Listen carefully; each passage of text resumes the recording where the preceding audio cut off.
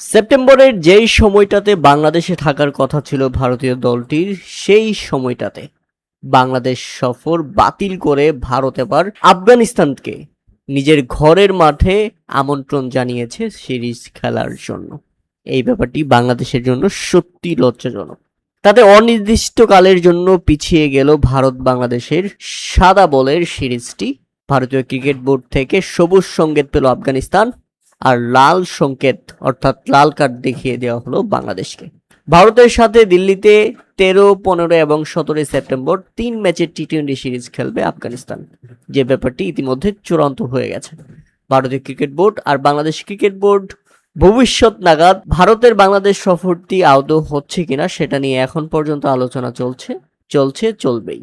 দিন শেষে দুই দেশের সরকারের উপর নির্ভর করছে আসলে সবকিছু। তবে ইতিমধ্যে পরিষ্কার, বাংলাদেশ সফরে আসছে না ভারত, কারণ একই সময়ে আফগানিস্তানের সাথে সিরিজ নিশ্চিত করে ফেলেছে ভারত। বিষয়টি অফিসিয়ালি নিশ্চিত করেছে ক্রিকবাজ।